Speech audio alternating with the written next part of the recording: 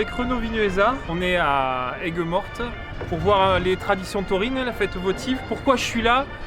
Moi, qui fais beaucoup de vidéos sur la chasse, c'est un peu un hors-série que je fais cette semaine parce qu'en fait je suis tombé à les deux pieds joints dans la bouvine, complètement par hasard parce que je suis tombé amoureux d'une Kellarenne, d'une camarguaise.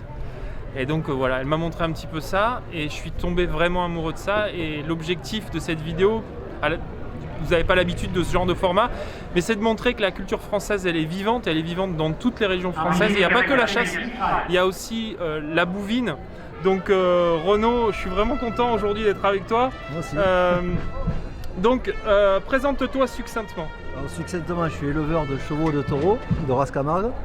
C'est un élevage un peu particulier, c'est les taureaux qu'on utilise pour la course camarguaise. Donc c'est un jeu taurin dans lequel le taureau, on essaie qu'il soit roi et qu'il ait une carrière de 15 ans.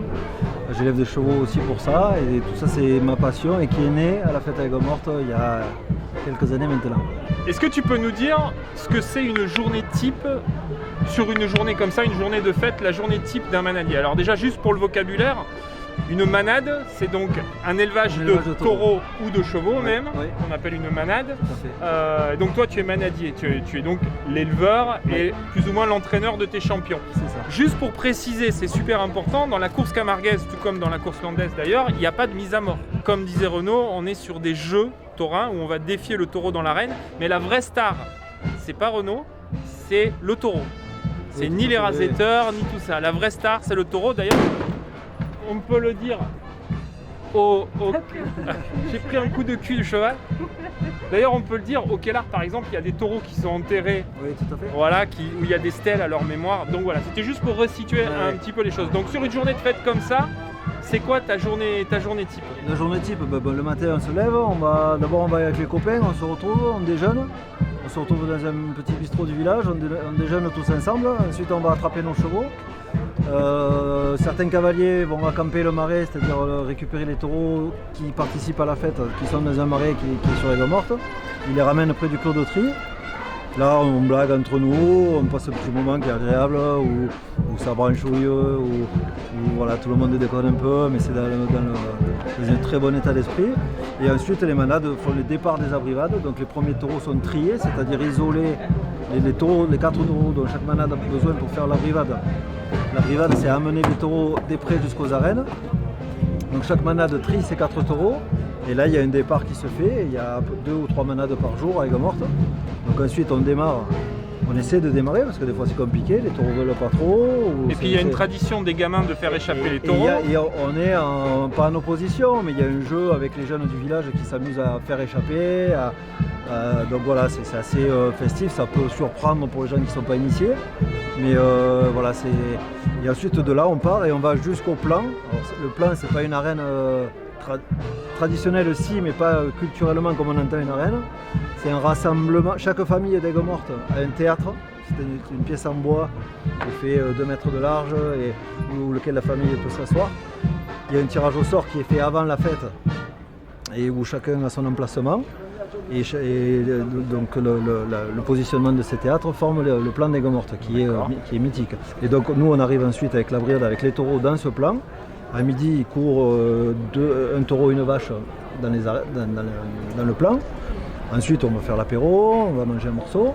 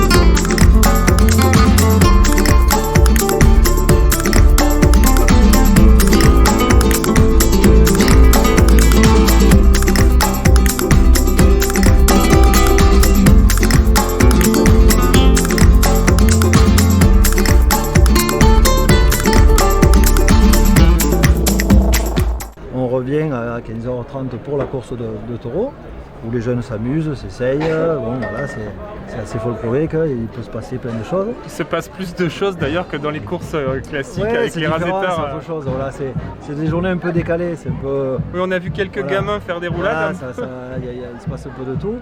Et puis suite à ça, on va faire le lâcher, c'est-à-dire la bandide. On va relâcher les taureaux du tauril jusqu'au pré.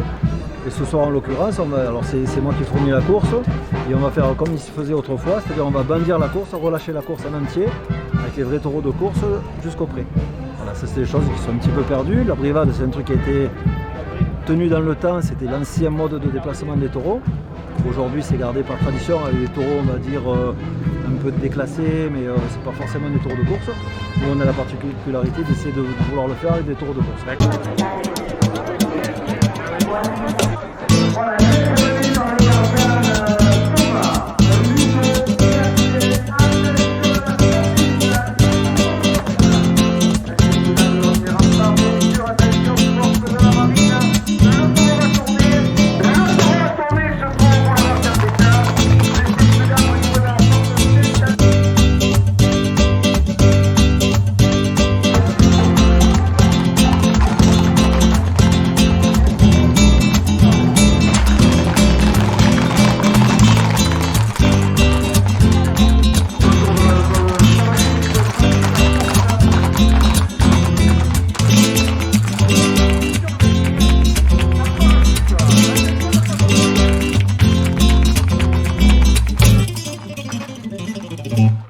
Et après, c'est un état d'esprit général où les générations se rencontrent, il y a les anciens, il y a les gens, c'est très festif, très amical.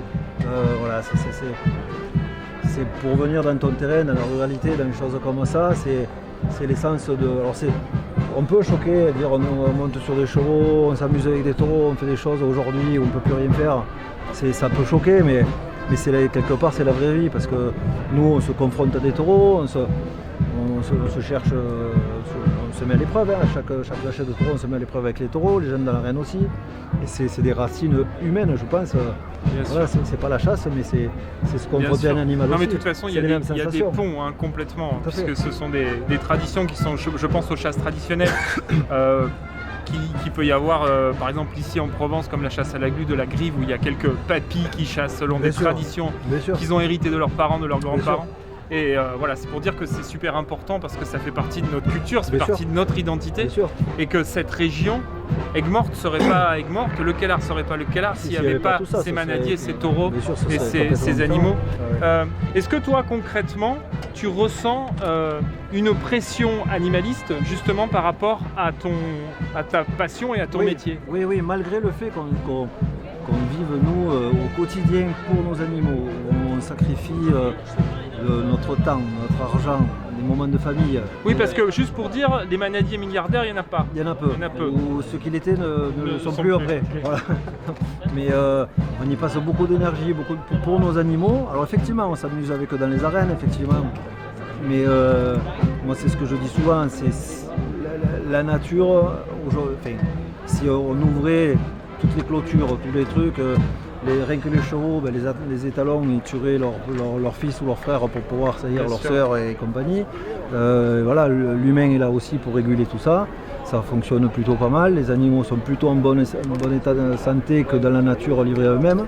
Il y a des expériences qui ont été faites et c'est catastrophique.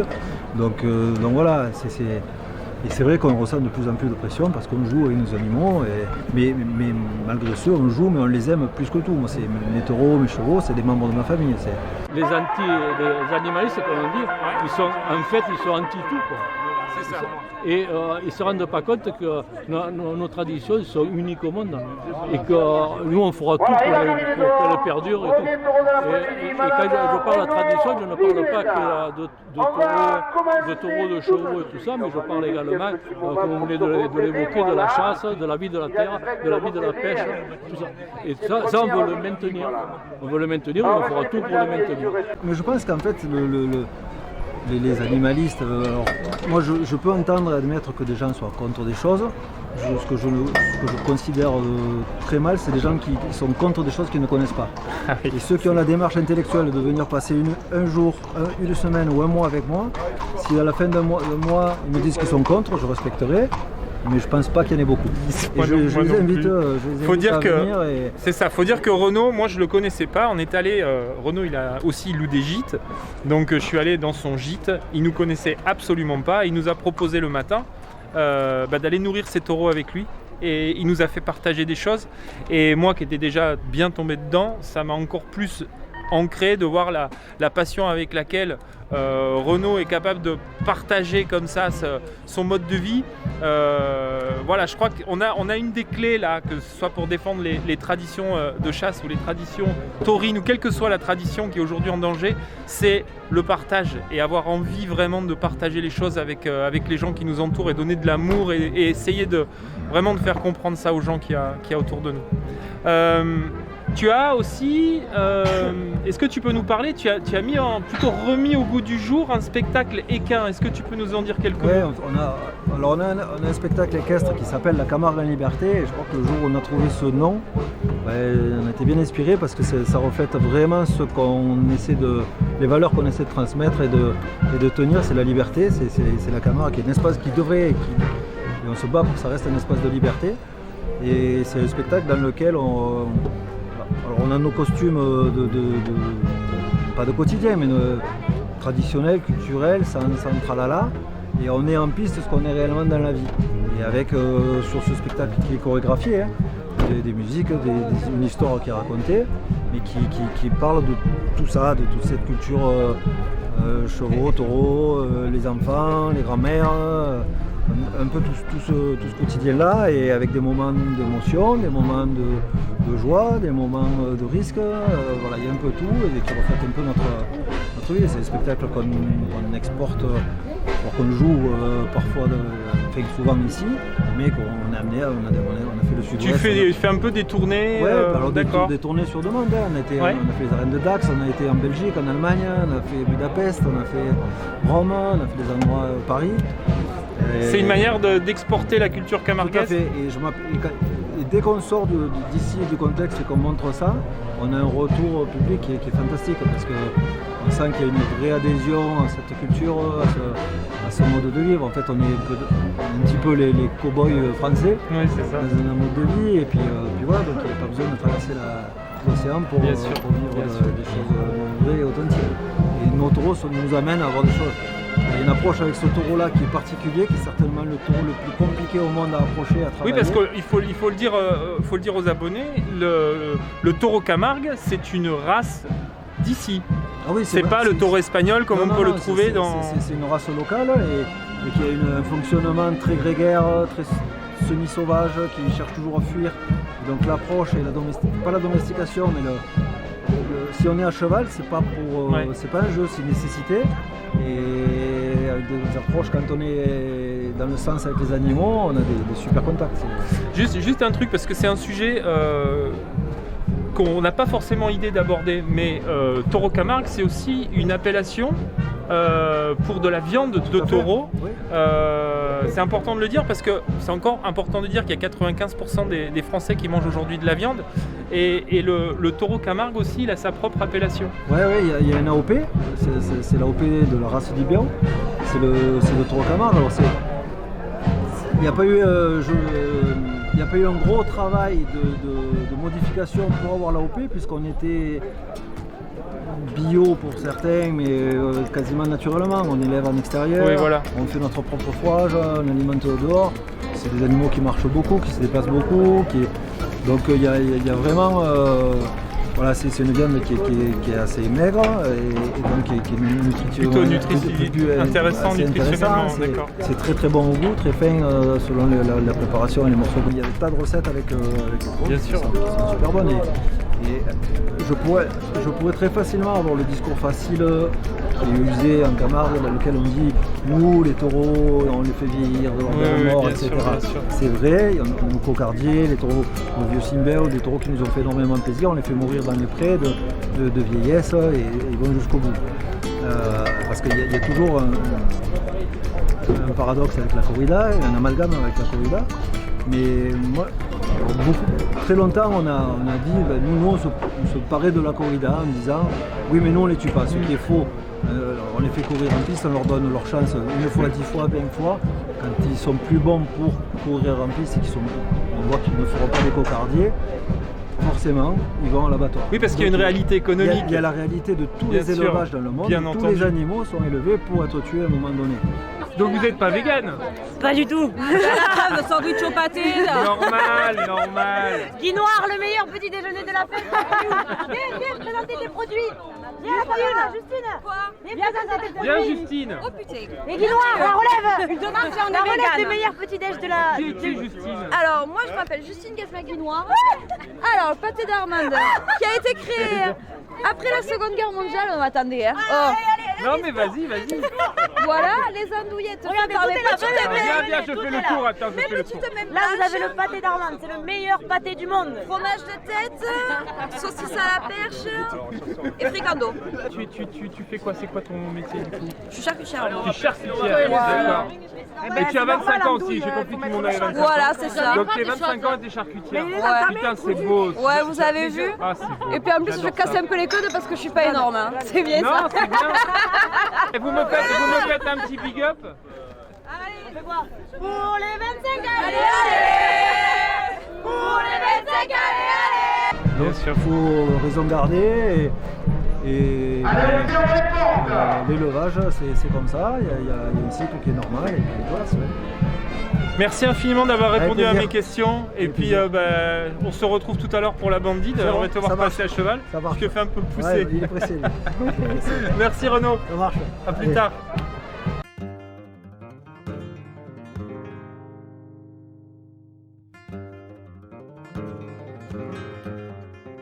Inaccessibles demi-dieux, héros mythiques et princes charmants fantasmés, les gardiens sont les idoles de mon enfance. Je suis née en Camargue, entre Aigues-Mortes et les Saintes-Maries. Jésus aussi, il paraît. C'est un berger qui me l'a dit. Je ne me souviens pas de ma première abrivade, mon premier taureau, ma première course. Je ne m'en souviens pas comme on ne se souvient pas de son premier repas ou de ses premiers pas. C'est là, en moi, ça l'a toujours été. Il n'y a pas d'avant. Je crois bien que c'est ce que l'on appelle les racines, quand la construction de l'identité se nourrit de celle de son terroir. En revanche, je me souviens de ce que je ressentais à la vue des gardiens. Un mélange de joie, d'admiration, d'envie et un profond respect. À midi, au Portalet, j'interpellais avec excitation les adultes. Ma grand-mère, pour être bien sûre qu'elle les ait vus aussi. Personne ne devait rater le spectacle. Apollon sur Pégase qui poursuit le Minotaure avec le trident de Poséidon. Qui a déjà vu ça?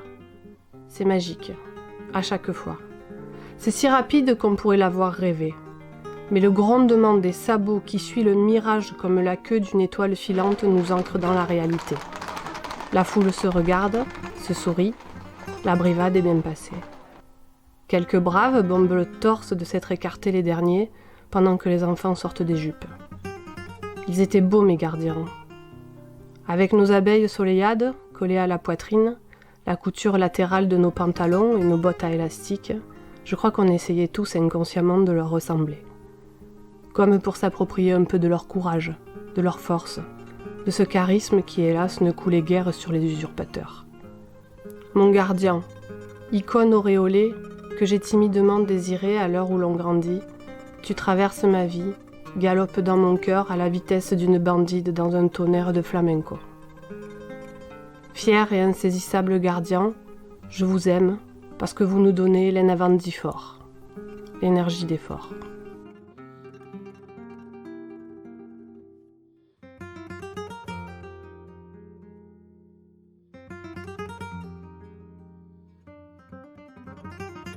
Ah ben l'air, sous terre et Bema Yayo.